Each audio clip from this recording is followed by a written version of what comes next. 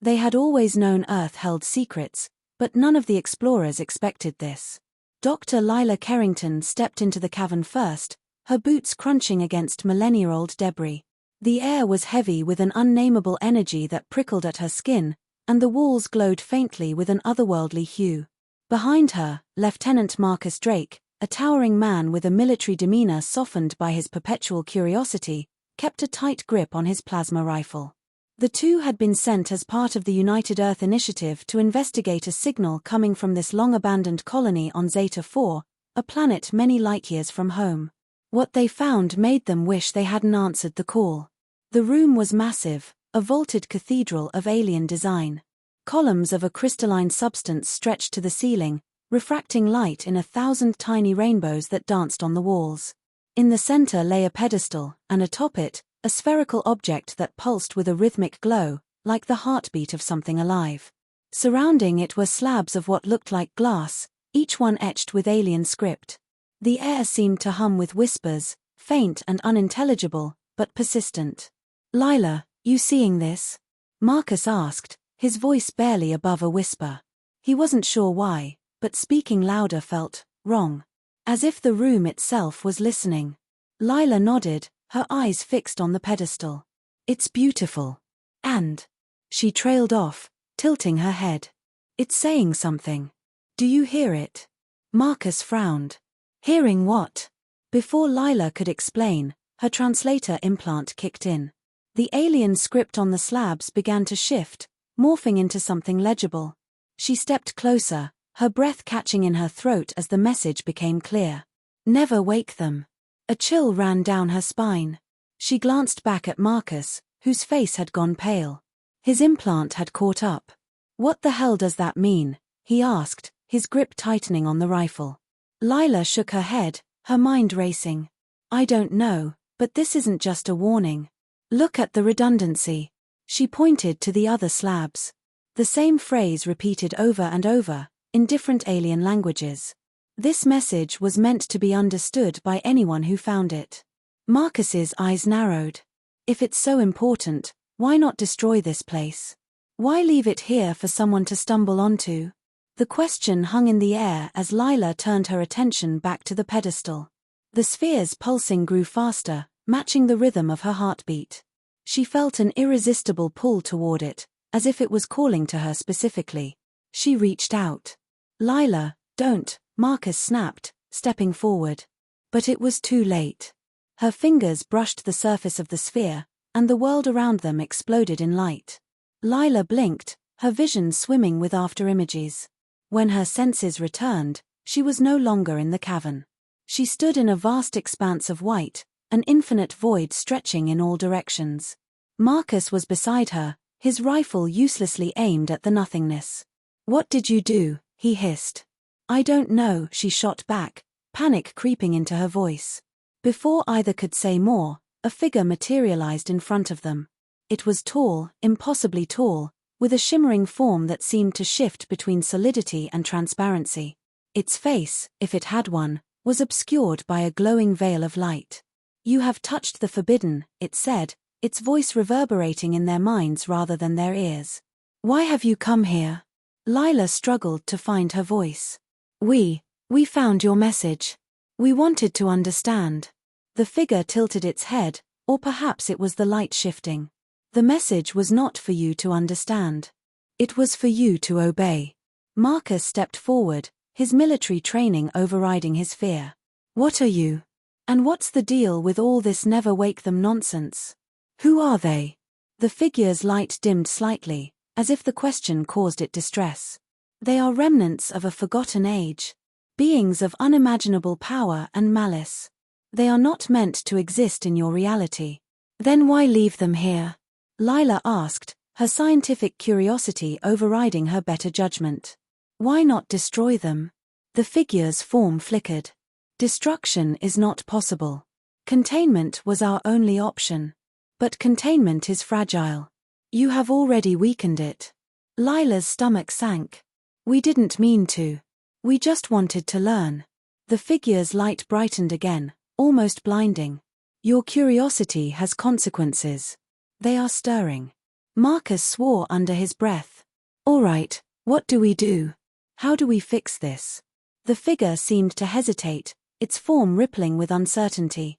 To restore balance, the source of the disturbance must be removed. The sphere must be returned to its place. But be warned, they will resist. Before either of them could ask what that meant, the void collapsed around them. They were back in the cavern, the air thick with an oppressive energy that hadn't been there before. The sphere on the pedestal glowed brighter, and the whispers had grown louder, more insistent. But now, they weren't just whispers. They were voices. Wake us. Free us. Lila staggered back, her heart racing. We need to get out of here. Marcus didn't argue. Agreed. But if that thing's right, we've got to fix this first. They turned to leave, but the cavern's entrance was no longer there. In its place stood a figure, humanoid but wrong in every way. Its proportions were off, its movements jerky and unnatural. Its eyes glowed the same eerie light as the sphere, and its mouth twisted into a grin that sent shivers down their spines. You cannot leave, it said, its voice a chilling blend of many. The awakening has begun. Marcus raised his rifle and fired, the plasma bolt hitting the figure square in the chest. It didn't flinch. Instead, it laughed, a sound that echoed unnaturally in the cavern. More figures began to emerge from the shadows, each one more grotesque than the last. Lila, Marcus said, his voice steady despite the fear in his eyes. You've got a plan, right? She swallowed hard, her mind racing. Working on it. And so, with the odds stacked against them and the whispers growing louder, they prepared to fight. The stakes had never been higher, and the secrets of the ancient message were only just beginning to unravel. The first blast from Marcus's plasma rifle illuminated the cavern like a bolt of lightning, its light reflecting off the crystalline walls. The grotesque figure at the entrance barely flinched, absorbing the energy without so much as a stagger. Its grin widened, revealing too many teeth that shimmered like shards of broken glass. Around them, the whispers grew louder, morphing into an unnerving chant. The other figures advanced from the shadows, their distorted forms jerking and twisting as if the concept of movement itself was alien to them. Lila's mind raced, calculating, analyzing. The sphere pulsed brighter, its light synchronizing with the rhythmic chanting. She could feel it, a vibration deep within her chest, as if the artifact was resonating with her very bones. They were outnumbered, outmatched, and yet retreat wasn't an option. Not anymore. Lila. Suggestions? Marcus barked, his voice cutting through the rising cacophony. He fired another shot, this time aiming for one of the advancing figures. It disintegrated into a plume of black smoke that writhed unnaturally before dissipating, but the others didn't falter. Lila's hands flew to her datapad, which she'd hastily retrieved from her pack. She wasn't sure why she thought it would help, perhaps she needed an anchor to cling to amidst the chaos. The device's display flickered as if it, too, was affected by the strange energy saturating the cavern. Then it happened. The alien script, the same text etched on the slabs surrounding the sphere, began to fill her screen, scrolling rapidly as if trying to tell her something. Marcus, hold them off, she shouted, her voice strained. She didn't wait for his acknowledgement, trusting his instincts would kick in. Her fingers danced over the datapad, trying to decipher the message. The translator implant in her brain struggled to keep up with the influx of data. Containment compromised. Awakened minds encroaching. Directive, reinitiate lock. Lila's heart sank. Reinitiate the lock. How? The sphere, it had to be the key. But how could they use it without fully understanding what they were dealing with? Marcus's voice pulled her back. Lila, I'm running out of rounds. Whatever you're doing, do it faster. She looked up to see the remaining figures advancing relentlessly. Each step they took warped the air around them, bending light and sound in ways that made her stomach churn. Marcus stood his ground, but even his unwavering determination couldn't mask the desperation in his eyes. Lila's gaze flickered to the sphere. The answers were there. They had to be. Without thinking, she lunged for the pedestal, her hands wrapping around the glowing orb. The moment her skin made contact, a surge of energy shot through her. Her vision blurred as a torrent of information flooded her mind. Images, sounds, emotions all alien, all incomprehensible yet somehow familiar. She saw a vast, swirling void, a prison built from pure energy, and within it, the forms of the beings now advancing on them. Lila! Marcus shouted. One of the figures had reached him, its spindly arm swinging toward him like a blade. He dodged, but the thing's claws scraped against his armor, leaving deep gouges. He retaliated with a close-range blast, obliterating it, but more were coming. Lila snapped back to reality, her grip on the sphere tightening. The lock. It's connected to the pedestal. I think I can. She trailed off, the sphere's light intensifying. It was as if it was responding to her thoughts, aligning itself with her intentions. Marcus backpedaled toward her, firing off shots in rapid succession. You think you can what? Because we're about to be overrun here. I need time. Just keep them off me, she yelled, her voice trembling with a mixture of fear and determination. She closed her eyes, focusing on the connection she now felt with the artifact. The whispers in the cavern shifted, their tone changing from malevolent to almost pleading. Do not seal us. We are eternal. We are power. Lila's resolve hardened. These beings, whatever they were, had been locked away for a reason. She couldn't let them escape, not when the consequences could ripple across the galaxy. She concentrated on the images she'd seen, willing the lock to reengage. The pedestal beneath the sphere began to hum, its crystalline surface glowing in tandem with the artifact. Marcus's plasma rifle whined, the power cell nearing depletion. He drew his combat knife, slashing at a figure that got too close. Lila, any day now. She didn't respond, her focus unyielding. The sphere's pulses became erratic, as if fighting her control. The whispers rose to a deafening roar, the cavern itself shaking under the strain. And then, a new voice emerged, not from the sphere, but from within her mind. You cannot contain what was never meant to be confined. Her concentration wavered, the weight of the presence pressing down on her like a physical force. She gritted her teeth, refusing to yield. You were locked away for a reason, she muttered. And that's where you'll stay. The pedestal's glow intensified, and the cavern was bathed in blinding light. Marcus shielded his eyes, stumbling back as the advancing figures froze in place. Their forms twisted and distorted, drawn toward the sphere as if pulled by an invisible force. They howled, a sound that pierced the air like a blade, before collapsing into wisps of smoke that were absorbed by the artifact. When the light faded, the cavern was silent.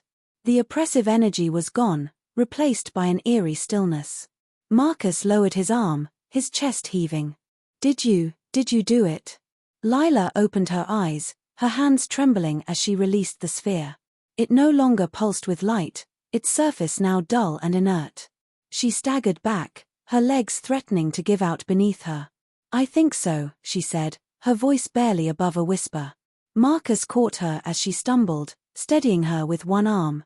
Let's hope you're right. Because if those things come back. He didn't need to finish the sentence. The memory of what they'd faced was enough.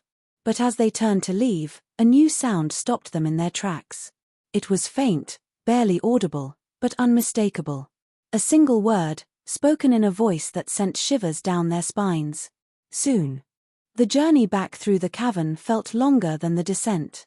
Marcus led the way, his plasma rifle raised despite the depleted power cell, while Lila followed, clutching the now inert sphere.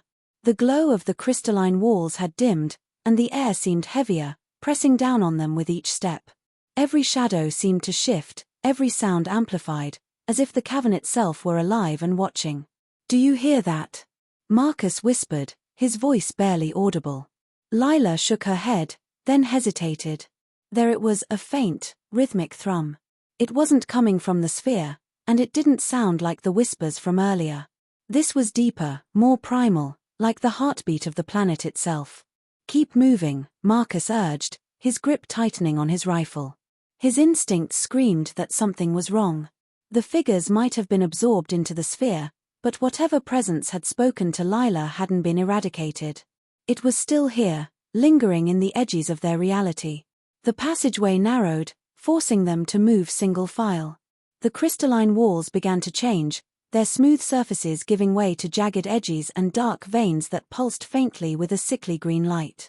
Lila's steps faltered as the sphere grew heavier in her arms, its weight inexplicably increasing. "Marcus, wait," she called out. He turned, his face a mask of concern.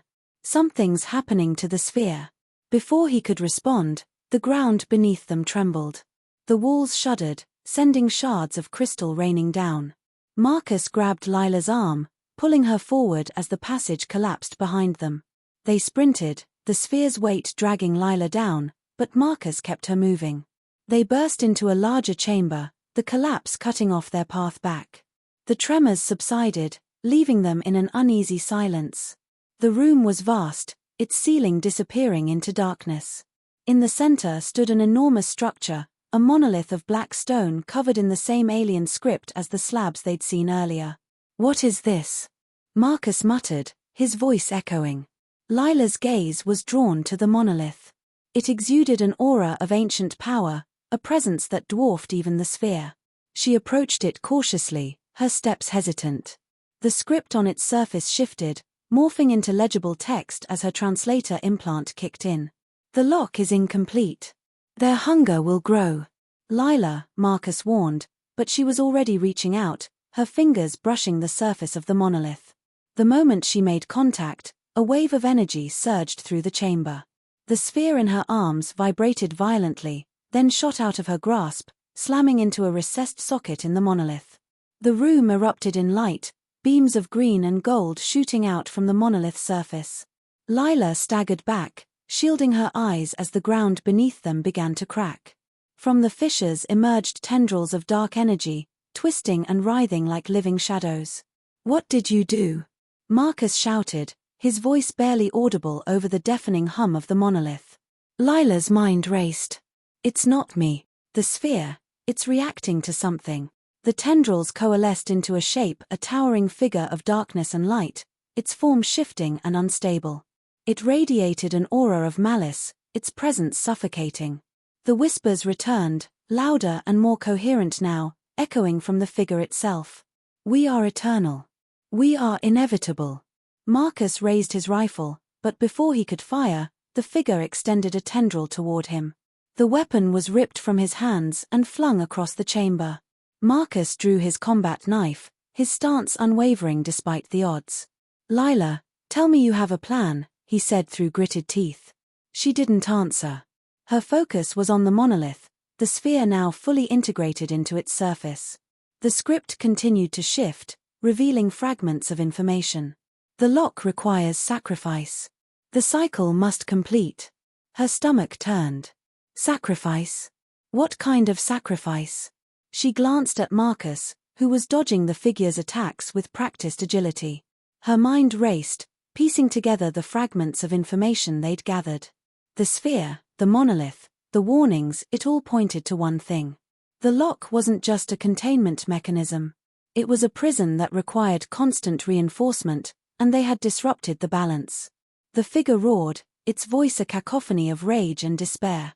It turned its attention to Lila, sensing her realization. A tendril shot toward her, but Marcus intercepted it, slashing at it with his knife. The tendril recoiled, but the effort cost him.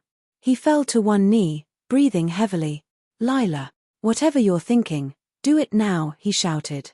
She looked at the monolith, then at Marcus. The answer was clear, but it was one she didn't want to accept. The lock required a living sacrifice to stabilize the prison. The sphere had chosen her, drawn her into its web of energy and knowledge. She was the key.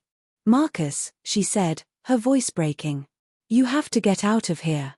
His head snapped toward her. "What? No way. We're leaving together." "There's no time," she insisted. The figure was regenerating, its tendrils growing thicker, stronger. "The lock needs someone to complete the cycle. If I don't do this, it'll break free." Marcus's jaw tightened. "We'll find another way. There's always another way." Lila stepped toward the monolith, her resolve hardening. "Not this time. This is what it's been trying to tell us. The warnings, the scripts, it all leads here." The figure roared again, its form surging toward them. Marcus grabbed her arm, desperation in his eyes. "Lila, don't." She pulled free, her eyes meeting his. "Protect the galaxy, Marcus. That's all we've ever tried to do." Before he could stop her, she placed her hands on the monolith. The energy surged through her, overwhelming and all-consuming. Her vision blurred, the world dissolving into light. The figure screamed, its form collapsing as the monolith absorbed it. The tendrils retreated, the cracks in the ground sealing. The chamber grew quiet. Marcus fell to his knees, his heart pounding. The monolith stood silent, its glow faint but steady.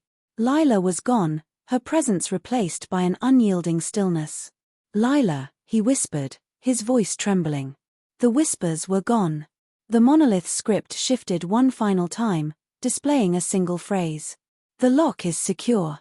The cycle continues." Marcus rose slowly, his legs unsteady. He retrieved his rifle, the weight of what had happened pressing down on him. The path forward was clear now, the cavern's oppressive energy replaced by an uneasy calm. He turned toward the exit, his heart heavy with grief but resolute in his mission. As he ascended toward the surface, a faint voice echoed in his mind, Lila's voice, soft and steady. "Never forget why we fight." The ascent to the surface was grueling, each step heavier than the last. Marcus's mind replayed the final moments in the cavern over and over, the weight of Lila's sacrifice pressing down on him like the atmosphere itself. The once ominous whispers were gone, replaced by a haunting silence. He emerged into the light of Zeta 4's pale sun, the cavern entrance sealing behind him with an echoing finality. For a moment, he stood there, staring at the alien landscape that stretched before him. The quiet felt unnatural, as if the world itself were holding its breath. He slung his rifle over his shoulder, the weapon feeling heavier than it ever had. Lila's last words echoed in his mind, "Protect the galaxy. That's all we've ever tried to do." He made his way back to the base camp, where their ship waited. The trek was long and uneventful, the desolation of Zeta 4 offering no distractions from the turmoil within. When he finally reached the camp, he paused at the edge, staring at the vessel that now felt too large, too empty. Inside, Marcus activated the ship's systems. The hum of the engines was a small comfort, a reminder of his purpose. He sat in the cockpit, staring at the planet's surface through the viewport. The sphere, the monolith, the beings, it all seemed so distant now, like the remnants of a nightmare. But it wasn't a dream. The cost had been real. As the ship lifted off, Marcus allowed himself a moment of reflection. Lila had always been the heart of their missions, the one who saw hope where others saw only danger. She had believed in the power of knowledge, in the idea that understanding the unknown could lead to progress. But this time, her curiosity had come at a price. And yet, he couldn't blame her. If she hadn't acted, the consequences could have been catastrophic. The ship broke through the atmosphere, and Zeta 4 became a shrinking dot on the viewscreen. Marcus set the coordinates for Earth, leaning back in his chair as the autopilot engaged. The stars stretched out before him, an infinite expanse of possibilities. For the first time, he felt their weight, not just their beauty, but their responsibility. The universe was vast, filled with wonders and dangers alike. Humanity's place within it was fragile, precarious. As the ship entered hyperspace, Marcus opened the mission log. His hands hovered over the interface, unsure where to begin. Finally, he spoke, his voice steady but heavy with emotion. Mission log, Zeta 4 exploration.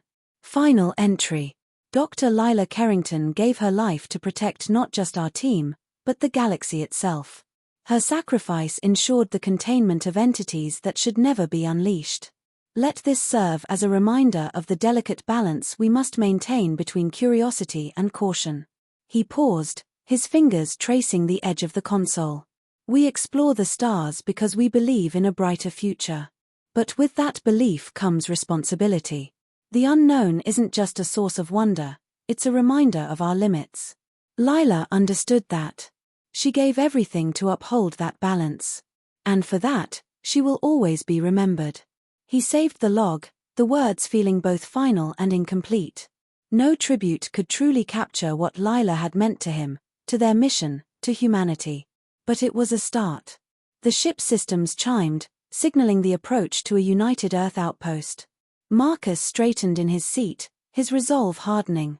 He would deliver the report, ensure that Lila's sacrifice wasn't in vain. And then he would continue their work, exploring the unknown with the caution and respect it deserved.